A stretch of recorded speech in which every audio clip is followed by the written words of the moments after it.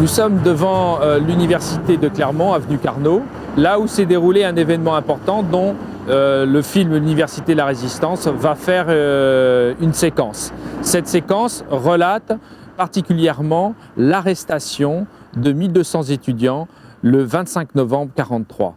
Le 25 novembre 1943 a été un événement extrêmement important dans le cadre de la résistance et des répressions allemandes et françaises contre le milieu universitaire. Nous allons relater donc tous ces événements, les problèmes avec les étudiants et les professeurs et la répression qui a eu lieu et les déportations. Déjà très impliqué dans le devoir de mémoire avec le Refus, documentaire en 5 parties relatant l'histoire de la résistance en Auvergne, Barcha Bauer nous propose de revivre un événement majeur de cette période, le repli de l'Université de Strasbourg à Clermont-Ferrand. Ce documentaire de 52 minutes recueille les témoignages des étudiants de l'université, comme celui de Jean Salomon, qui ce jour-là a peut-être eu plus de chance que les autres. Mon chef, c'était le professeur Flandin, Jean-Michel Flandin, qui était, lui, responsable du mouvement Combat. Et il avait recruté quelques étudiants, dont je faisais partie. Nous distribuions le journal Combat. On mettait ça un peu dans des boîtes aux lettres au hasard, où on pouvait, de telle façon, à informer les gens.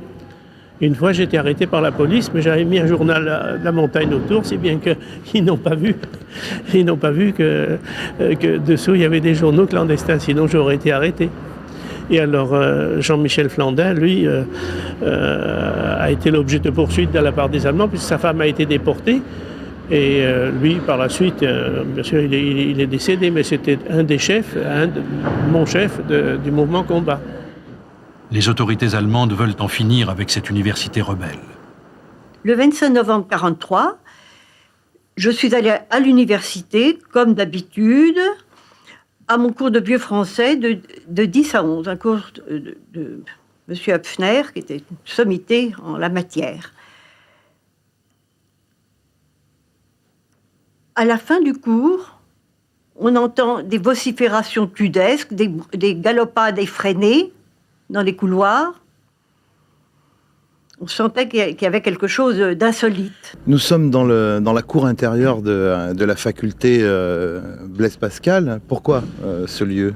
Eh bien, écoutez, nous avons tourné dans ce lieu parce qu'il est indispensable dans l'écriture du documentaire de pouvoir faire la liaison chronologique de l'événement. Ici, vous avez donc l'espace où a été parqués, on peut dire, les professeurs et les étudiants qui ont été arrêtés dans le cadre donc, de l'université, mais à l'extérieur de l'université.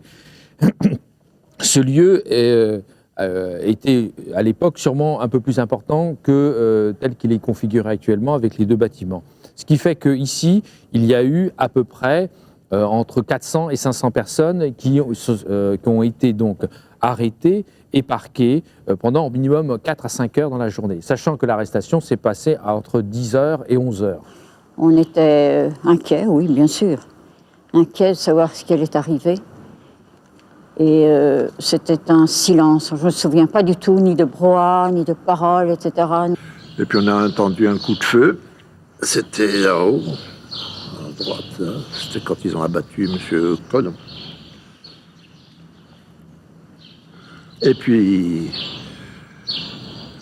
ils nous ont fait monter par le grand escalier.